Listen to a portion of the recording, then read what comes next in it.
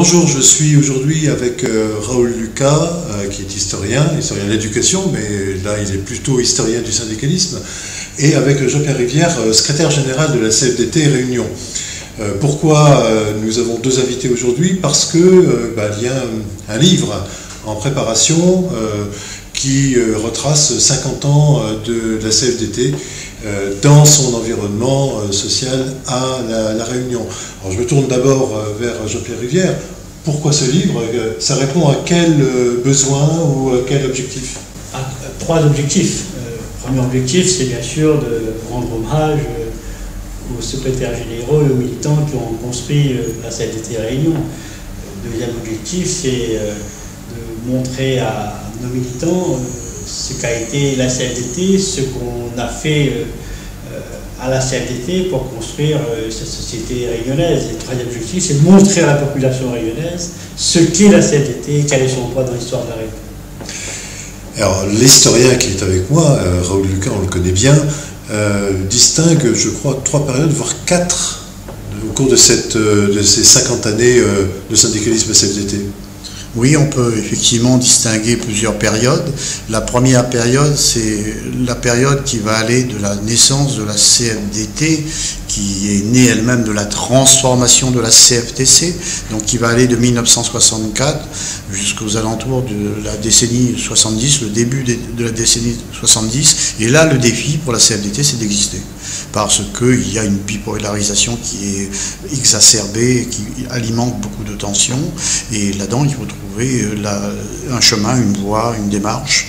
La deuxième période, c'est celle qui va démarrer du début de la décennie 70 à la fin de la décennie 70, avec un moment de bascule qui est justement la création du quotidien où nous sommes, parce que le quotidien est un quotidien indépendant d'information, donc qui a ambition et comme projet de donner la parole aux Réunionnais, de ne pas être assujetti à un parti ou une approche, et donc ça va être un élément, un allié important dans le développement de la syndicalisation et dans la connaissance de l'histoire sociale.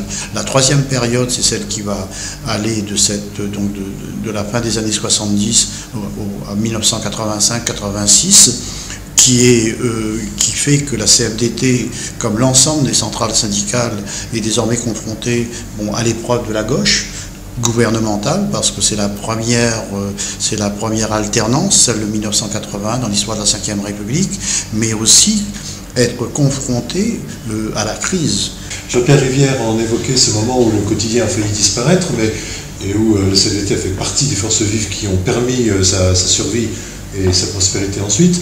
Mais la CFDT elle-même a connu des périodes très sombres, où elle a failli elle-même disparaître, financièrement parlant. Oui, c'est ce que met aussi en évidence Raoul quand il écrit l'histoire, c'est qu'au moment où on devient CFDT, la vie n'est pas facile, puisqu'on cherche la voie du milieu et on est pris en tenaille. On prenait des coups de tout le monde. Entre le GT, le Parti communiste et les gens de la droite. Donc nous, on se veut être neutre. Et à ce moment-là, on a besoin, pour cette neutralité aussi, d'indépendance financière. Je crois que la clé de notre neutralité, et ça on peut le prouver, la clé de notre neutralité, c'est aussi notre indépendance financière. On peut le dire, vous vivez à 98%. On vit aujourd'hui à 98% des recettes de cotisations syndicales. Effectivement, et nos comptes sont sur le site du journal officiel, si ça intéresse les gens. Dernière question sur le livre lui-même, il paraît quand?